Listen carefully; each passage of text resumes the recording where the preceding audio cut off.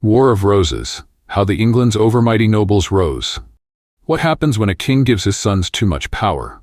What if one dies too soon, another is crowned too young, and the rest start eyeing the throne like it's a prize in a deadly game show? Welcome to the prelude to the Wars of the Roses, a tale of royal ambition, fragile crowns, and nobles who didn't know when to stop. It all begins with Edward III, a warrior king who thought he was securing England's future by giving his sons duchies. Instead, he created a generation of overmighty nobles, each with land, armies, and just enough royal blood to be dangerous. So how did it all unravel? Why did cousins become enemies and kings become pawns? And what made a queen more feared than any general? Stick around, because this is not just history. This is Game of Thrones with real swords, and the stakes couldn't be higher. And before we dive in, don't forget to follow, subscribe, and click that notification bell so you never miss another chapter of betrayal, bloodlines, and battlefield brilliance. It all began with King Edward III, who reigned from 1327 to 1377. He had 5 sons who survived into adulthood, and in a move that was both brilliant and disastrous, he created duchies for each of them: Clarence, Lancaster, York, Gloucester, and Woodstock. This made his sons the largest landowners in England, strengthening the crown but also creating a new class of ultra-powerful nobles with royal blood and ambitions of their own. When Edward's eldest son, the legendary Edward the Black Prince, died in 1376, the crown passed not to another son, but to the Black Prince's 10-year-old son, Richard II. Richard's reign was turbulent from the start. In 1381, the peasants' revolt exploded across England, fueled by oppressive taxes and social injustice. At just 14, Richard showed remarkable courage by confronting the rebels, but later revoked all promises and executed over 1,500 of them. Then came the parliamentary crisis of 1386–88, where Richard clashed with his nobles over governance. His peace overtures to France, his marriage to the young Valois princess, and his failure to produce an heir made him deeply unpopular. His court was dominated by favorites, and his rule increasingly tyrannical. In 1398, Richard exiled his cousin Henry Bolingbroke, son of John of Gaunt, Duke of Lancaster. But when Richard left for Ireland in 1399, Henry returned, rallied support, and dethroned Richard, becoming Henry IV, the first Lancastrian king. Richard was imprisoned and died mysteriously in 1400. His heir presumptive, Edmund Mortimer, was bypassed, creating a legitimacy crisis that would haunt the Lancastrian dynasty for decades. Henry IV died in 1413, and his son Henry V took the throne. A brilliant military leader, Henry renewed war with France and won the legendary Battle of Agincourt in 1415. By 1420, he had conquered vast French territories and signed the Treaty of Troyes, marrying Catherine of Valois and being named heir to the French throne. But fate had other plans. By 1450, England had lost nearly all its French holdings except Calais. Somerset, now commander in Normandy, returned in disgrace. The 100 Years' War had drained England's coffers, and nobles who lost lands were furious. Meanwhile, the duchies created by Edward III had grown too powerful. Nobles had private armies larger than the king's, and loyalty was now to lords, not the crown, a system known as bastard feudalism. In 1452, Richard of York returned from exile, demanding Somerset's arrest. He was ignored until 1453, when Henry VI suffered a mental breakdown, likely catatonic schizophrenia. Richard was appointed protector of the realm and Somerset was imprisoned. But in 1455, Henry recovered and Queen Margaret reasserted control. Richard was dismissed, and this time he raised an army. On the 22nd of May 1455, Richard of York and his allies Warwick and Salisbury confronted Henry's forces at St. Albans. The Lancastrians fortified the town, but the Yorkists launched a surprise attack through narrow lanes and gardens. The battle was swift and brutal. As the Yorkist forces clashed with the Lancastrians at St. Albans, the battle seemed poised to grind into a stalemate. But then, Richard Neville, the 25-year-old Earl of Warwick, made his move. He disengaged from the front lines, galloped to the rear, and led a rearguard through the gardens near the market square, undetected. With a blast of his trumpeters, Warwick charged into the Lancastrian flank, splitting their line in two. Panic rippled through the defenders. Fearing encirclement, The Lancastrians guarding the gates broke ranks and fled toward the market square. Yorkist troops surged through the now undefended gates. In the square, Lancastrian remnants tried to rally, but were cut down by Yorkist archers, who rained arrows at point-blank range. Somerset was killed, and King Henry VI was captured, wounded by an arrow. Richard of York returned to London with the king and was appointed protector of the realm by Parliament. In 1453, Queen Margaret gave birth to Prince Edward, securing the Lancastrian line. She became the de facto leader of the Lancastrian party.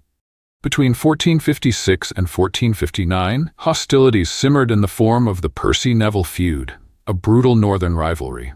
Henry VI tried to reconcile the factions, but mistrust ran too deep. These sides clashed again. The Lancastrians triumphed and the Yorkists fled to Batsing. By summer 1460, the Yorkists had regrouped. They returned to England and defeated the king's forces at Northampton.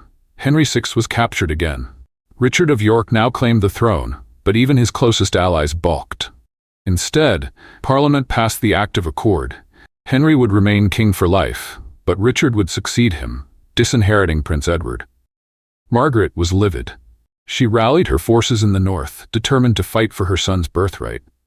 Richard marched north to Sandal Castle, unaware that 18,000 Lancastrians were already closing in. His force was half that size. On the 30th of December 1460, Richard made a fateful decision. He sallied out to attack, possibly tricked by false deserters and fake banners meant to look like reinforcements. He was cut off, surrounded, and killed, likely unhorsed and slain in brutal hand-to-hand combat. His son, Edmund of Rutland, was also murdered, and Salisbury was executed. In early 1461, Richard's son, Edward of March, took command. He won a stunning victory at Mortimer's Cross, where a rare parhelion, 3 suns, appeared in the sky. Edward declared it a divine omen. The sun in splendor became his emblem. Meanwhile, Warwick was defeated at St. Albans, and Henry VI was recaptured. But Margaret's army committed atrocities, alienating the public. Edward united with Warwick, and on the 4th of March 1461, he entered London and was proclaimed King Edward IV. Edward marched north. On the 28th of March, Yorkist forces tried to cross the River Aire at Ferrybridge, but were ambushed by Lancastrian cavalry under Lord Clifford. Many Yorkists were massacred or drowned. Edward regrouped and crossed at Castleford, setting up camp. On the 29th of March 1461, Palm Sunday, the armies met at Towton in a blinding snowstorm. The Lancastrians held the high ground, but Yorkist archers, aided by the wind, outranged them. The battle raged for 10 hours. Then Norfolk's reinforcements arrived, smashing into the Lancastrian flank. Their line collapsed. The fleeing Lancastrians were slaughtered in the snow, many drowning in the River Cock. Estimates suggest 28,000 men died, the largest and bloodiest battle ever fought on English soil. Edward IV was now undisputed king. Now pause for a sec. Join the front lines of history and power. Welcome to European Battle, where epic clashes, legendary warriors, and untold stories come alive. By subscribing and turning on notifications, you're not just joining a channel, you're stepping into a world of thrilling battles, strategic brilliance, and jaw-dropping historical drama. From ancient empires to modern warfare, we deliver cinematic storytelling, expert insights, and exclusive content that will leave you breathless. Why subscribe? Unlock premium battle breakdowns and rare historical footage. Be the first to witness new episodes and live events. Join a passionate community of history lovers and strategy minds. Fuel your curiosity with facts, theories, and fierce debates. Don't just watch history, live it. Hit that subscribe button and turn on notifications to never miss a moment of the action. Your front row seat to Europe's greatest battles is just one click away. European Battle, where legends clash. The morning of 29th of March, 1461, dawned with a blizzard sweeping across the fields of Towton, North Yorkshire. Edward IV, newly proclaimed king, faced a Lancastrian army of 30 to 35,000, commanded by Somerset, while his own force numbered just under 30,000. Edward had artillery, but the snowstorm rendered it useless. Somerset, holding the high ground, refused to descend, waiting for the Yorkists to approach. The battle began with archers exchanging volleys, but the wind blew directly into the faces of the Lancastrians, blinding them with sleet and snow. Their arrows fell short, while the Yorkists, laughing through the storm, gathered enemy arrows and fired them back, retreating after each volley to avoid return fire. Lancastrian losses mounted. Forced to abandon their position, they charged downhill with melee weapons. Yorkist archers loosed a final barrage, then retreated behind their men-at-arms. A brutal hand-to-hand melee erupted. Hidden Lancastrian cavalry attacked Edward's left flank, nearly routing it. But Edward, leading his reserves personally, stabilized the line. Still, the Yorkists were being pushed back, until Norfolk's reinforcements arrived, smashing into the Lancastrian flank. The tide turned. Henry's army broke and fled, many drowning in the River Cock. Towton became the bloodiest battle in English history, with 20,000 Lancastrians and 10,000 Yorkists dead. Edward returned to London in triumph. On the 28th of June 1461 he was crowned at Westminster Abbey, received by cheering crowds and a jubilant nobility. Henry VI, Margaret, and Prince Edward fled to Scotland, while the Lancastrian cause smoldered in Northumberland. As we watch Henry VI retreat from power, frail, overwhelmed, and often confined to his chambers, you might wonder, what if he had a throne that actually supported him? Enter the Garvey-Home Power Lift Recliner Chair, a modern marvel that's more than just a seat. Upholstered in soft beige PU leather, this ergonomic lounge chair is designed for comfort, dignity, and ease. With a 22-inch wide seat, dual cup holders, and a side pocket for your scrolls or remote, it's perfect for relaxing after a long day of ruling your own kingdom. But here's the real magic. The power lift function gently raises you to a standing position. No struggle, no strain. The massage feature targets key pressure points in your back and legs, easing tension and improving circulation. The reclining design supports your spine and hips, making it ideal for those with arthritis, joint pain, or just a love of luxury. Whether you're watching the Wars of the Roses unfold or simply enjoying a quiet evening, this chair offers the kind of comfort that even kings envied. You deserve a throne that works for you. Find the link to the Garvey-Home Powerlift Recliner Chair in my bio below. And just so you know, we earn a small commission from every purchase made through our Amazon link. It helps us keep creating content you love, and it costs you nothing extra. So go ahead, sit like a king, rise like a champion. Edward entrusted Warwick the Kingmaker with crushing the last resistance. By 1463, Warwick had retaken all Lancastrian castles and returned south. Edward, confident in his power, pardoned former enemies like Henry Somerset and Ralph Percy. Edward sought peace with Scotland, and in 1464 the Treaty of York was signed. But Margaret of Anjou, still scheming, incited Somerset and Percy to rebel. Edward sent John Neville, Warwick's brother, who defeated Somerset at Hexham. All Lancastrian leaders were executed, and Margaret fled to France.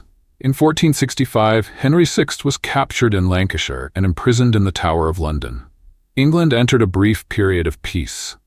Warwick grew powerful, but Edward's secret marriage to Elizabeth Woodville in 1464 shattered their alliance. She was a commoner, a Lancastrian widow, and Warwick was humiliated. Edward further enraged Warwick by allying with Burgundy, undermining Warwick's negotiations with France. In 1467, Warwick left court and began plotting. In 1469, Warwick's captain Robin of Riedesdale led a rebellion.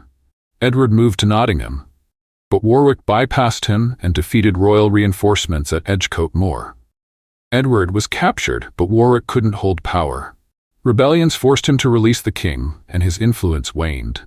Later in March, Warwick tried again, backing a rebellion in Lincolnshire. Edward moved swiftly and defeated the rebels at Losecoat Field. Documents revealed Warwick's involvement. Warwick fled to France, where Louis X reconciled him with Margaret of Anjou. They plotted to restore Henry VI. Warwick landed in England and restored Henry VI. Edward fled to Flanders under Charles the Bold's protection. As dawn broke on the 14th of April 1471, a thick mist blanketed the fields north of London. The armies of Edward IV and Richard Neville, Earl of Warwick, once allies, now mortal enemies, faced each other in a slightly oblique formation, unknowingly misaligned due to the fog. Warwick had the numbers. Oxford's troops smashed into Hastings' flank, routing them. Survivors fled to London, crying that Edward had lost, but Oxford's men, drunk on victory, paused to loot. When they returned, the mist led to disaster. John Neville's reserves mistook Oxford's star-emblazoned banner for Edward's son and fired on their own allies. Cries of treason echoed through the Lancastrian ranks. Panic spread. Edward seized the moment, flanked Warwick's army, and routed them. Warwick and Neville were killed, Exeter captured. 10,000 Lancastrians lay dead. But Edward's war wasn't over. Queen Margaret and Prince Edward landed in Dorset, joined by Somerset.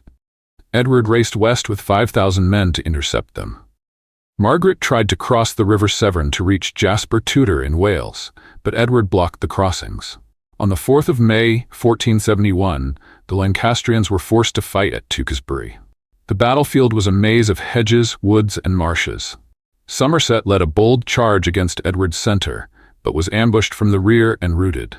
Legend says he returned to camp and killed Lord Wenlock for failing to support him. The Lancastrian line collapsed. Prince Edward was slain, Somerset executed, and Margaret captured. Edward marched to London. On the 21st of May, he entered the city. That night, Henry VI was murdered in the Tower of London, likely on Edward's orders. The House of Lancaster was extinguished. Only one distant claimant remained, Henry Tudor, a 14-year-old exile in Brittany, descended from John of Gaunt through the Beaufort line. Henry and his uncle Jasper Tudor fled to France, but a storm forced them to land in Brittany, where Duke Francis II sheltered them as political pawns. Edward IV ruled unchallenged.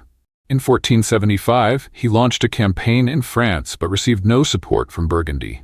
Instead, he signed the Treaty of Picquigny, accepting 75,000 crowns up front and a pension of 50,000 crowns from Louis X, ending the 100 Years' War. But peace was fragile. In 1478, Edward's brother George of Clarence was executed for treason. Richard of Gloucester, loyal and ruthless, rose in prominence. Edward returned, claiming only the Duchy of York. But support swelled. Even his brother George of Clarence rejoined him. Edward entered London unopposed, capturing Henry VI once again. On the 14th of April 1471, Edward faced Warwick at Barnet. A dense fog covered the battlefield. Edward's troops had moved closer than expected, causing Lancastrian artillery to overshoot. Edward deployed Hastings on the left, Richard of Gloucester on the right, and George in the center. Warwick commanded the center, with Oxford and Exeter on the flanks. Oxford routed Hastings, but returning troops were mistaken for enemies and fired upon by their own side. Cries of treason spread. Lancastrian morale collapsed. Warwick, fighting on foot to prove his loyalty, was killed while fleeing. Edward IV died in 1483, aged just 40. His son, Edward V, was 12. Richard of Gloucester became Lord Protector, but quickly seized power. Edward V and his brother were placed in the Tower of London and vanished.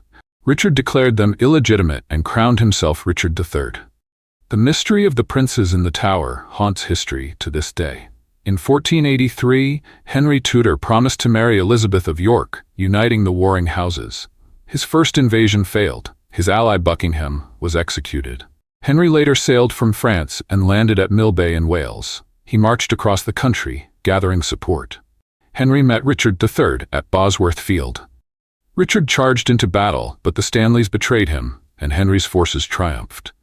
Richard III was killed, and Henry Tudor became Henry VII, founding the Tudor dynasty. Enjoyed the drama, the twists, and the epic battles? Then don't miss out on what's coming next. Make sure to hit that follow button, subscribe to our channel, and click the notification belling, so you'll be the first to know whenever we drop more intriguing stories, legendary battles, and untold secrets from history. Your support keeps